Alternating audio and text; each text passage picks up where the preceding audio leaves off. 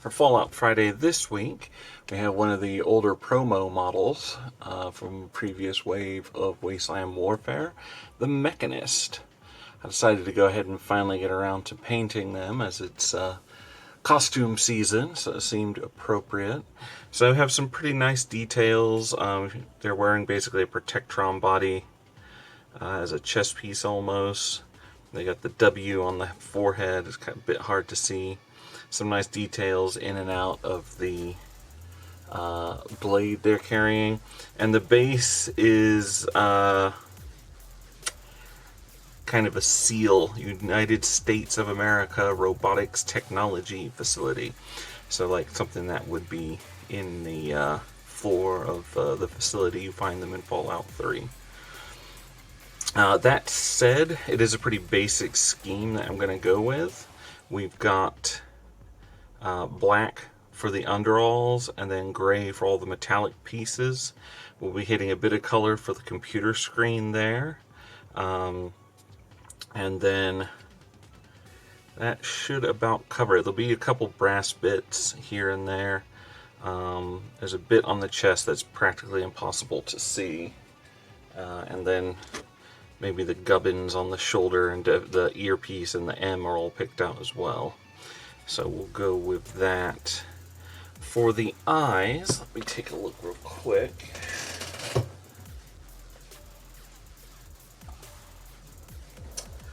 The eyes are done as a black in like the costume you can get, so I think I'll actually do is go with a red, simply because I want something to stand out. Now, to start this off, I have primed this in the gray that GW provides for contrast paints. I got a bit of a cat hair. You have pets. Pet hair is inevitable in all of your miniatures. But yeah, so that's because we're going to be working with those darker colors, so I want to make sure that the gray offsets them more. So not too many colors. We should be able to do this one pretty quickly, which is good since I've been delayed in getting this put together due to work. And to be honest, also due to getting my 3D printer fixed. So let's go ahead and start with the eye lenses. And we're just going to go ahead and kind of dot those out a bit.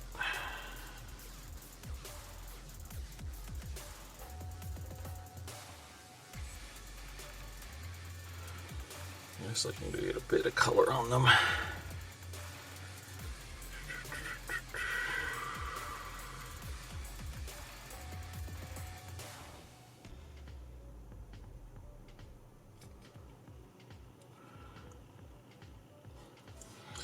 Go through the underside on that one.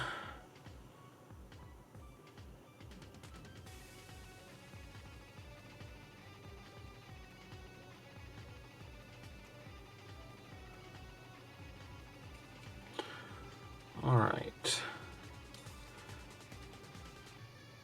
A little more on the side. There we go. So we just want that to kind of stand out.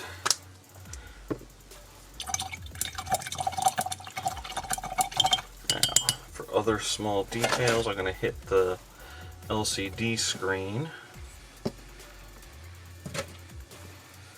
Some Dark Angels green real fast. And then we'll get to the really difficult part. So the LCD is on the back of the wrist here, and it's actually a pretty small one compared to the Pip-Boys I've done. So just gonna add that in. And then when we come back over it with the gray for the metal, it'll blend in nicely. Could have probably gone with a lighter green, Militarum maybe, but I think the Dark Angels will be fine. Alright, so moving on to the main part, which is going to be the bodysuit. Like I said, we're going to use our Black Templar for this. So we're going to go with 2 drops of that. we're going to apply a couple drops of our contrast medium as well to thin it down.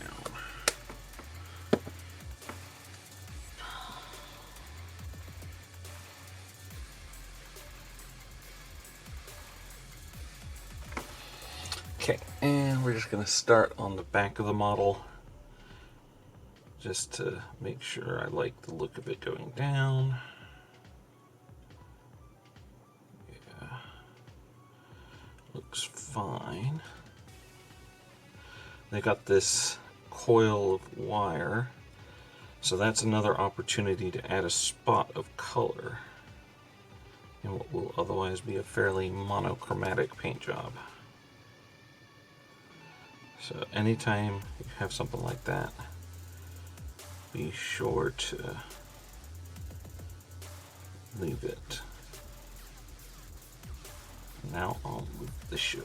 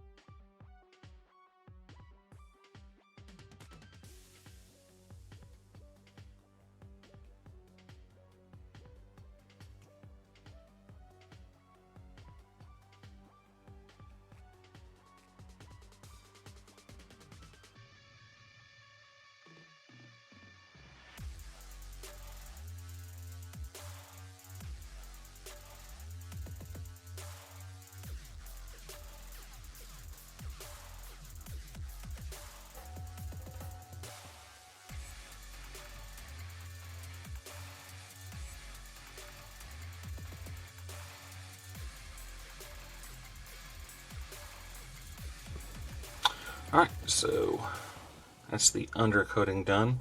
One thing I'm noticing is the back end of this buzzsaw is a weed whacker motor.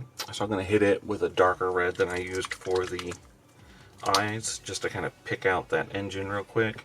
And again, a little bit of color. So we're just going to go in here and get all of this up to the point where it kind of joins there.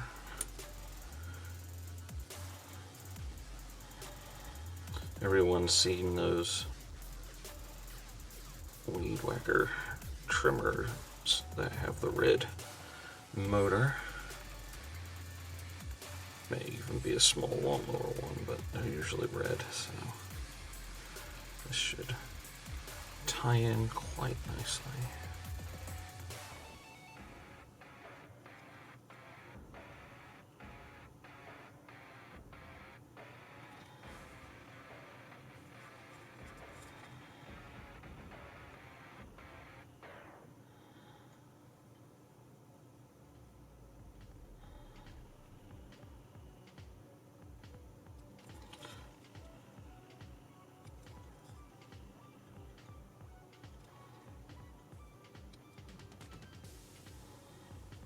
Okay. Alright, so next we're going to do the armor, which the gray that it is currently is really close to, you know, a non-metallic metal look for it. So we're not going to do too much on it. We're going to use our Basilicanum gray, and we're going to go with a 1:2 ratio with our contrast medium.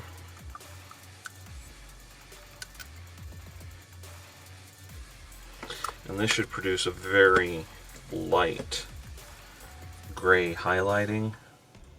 In fact, I'm even going to do 1:3 because I really just want it to be very light. And if it's too light, you can always go back over it. It's too dark, and it's a pain. Alright, so again, we're going to start with probably a boot, back of the boot, see how that goes. Just apply it on. Okay, yeah, nice. Very washed out gray. And we're actually going to run over the black because the two colors will merge quite well. We're not blending them because the black is already dry, so it's not a wet blend, but it does mean that we don't have to worry about there being any seam gaps between the two paints.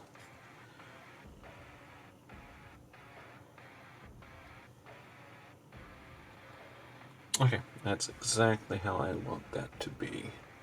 So let me go ahead and finish up the rest of this.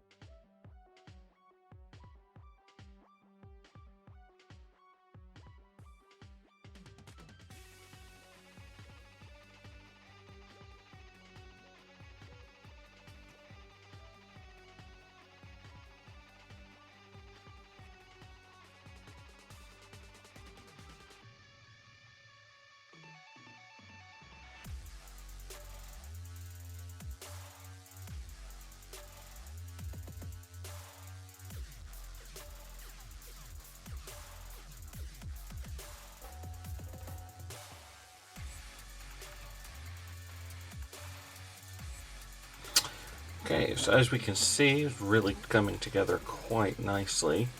The gray and the black do offset each other. The little pop of color on the engine's good. And I think I will go with a blue for this cable. So let's do an Ultramarines blue real quick. If I can find my blue. There it is. And again, this is just to give it a dash of color.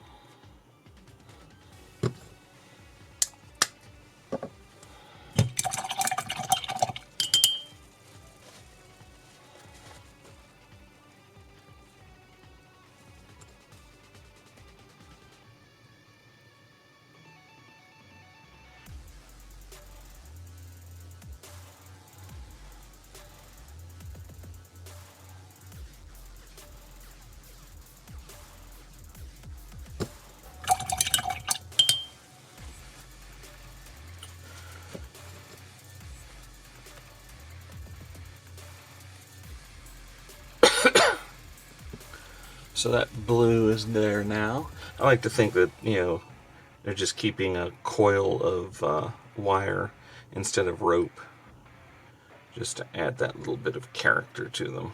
So the next part we're going to do here, we're going to do with regular colors, and that's apply some Brassy brass to the fittings on the helmet, as well as a couple spots on the front of the armor. So this is just some brass components of the costume, just to give it a little pop. So we're going to pick out this little piece on the shoulder here, the ear dealy bobbers.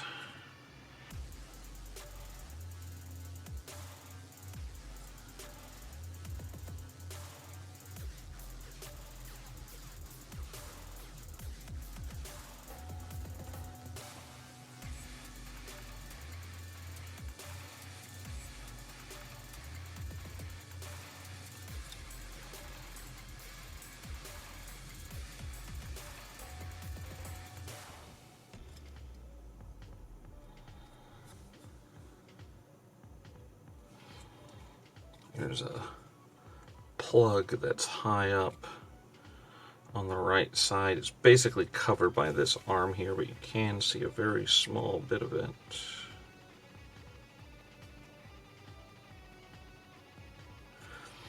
So just nab that so it's there.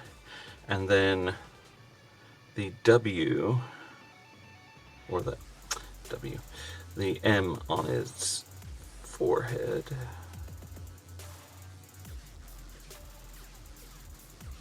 Very gently hit that.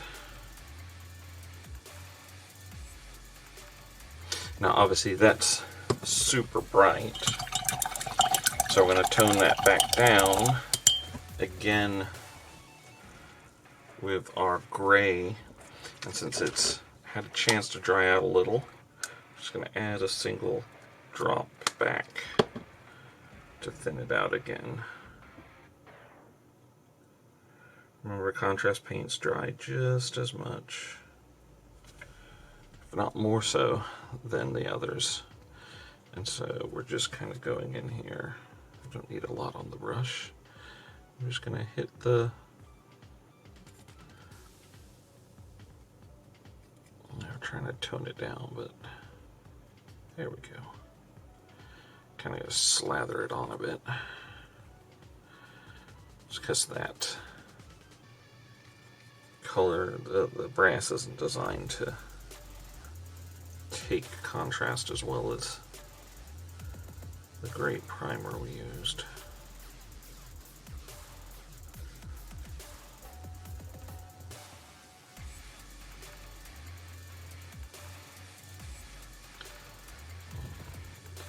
There we go.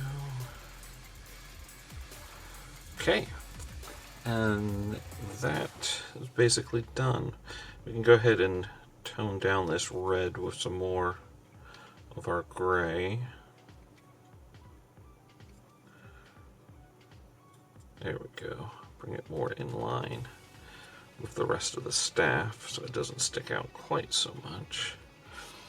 But I'll call that done. Now, for the seal, I'm going to go ahead and do the brass. Actually, I'm going to do tin bits, or tinny tin, which is like a dark brass.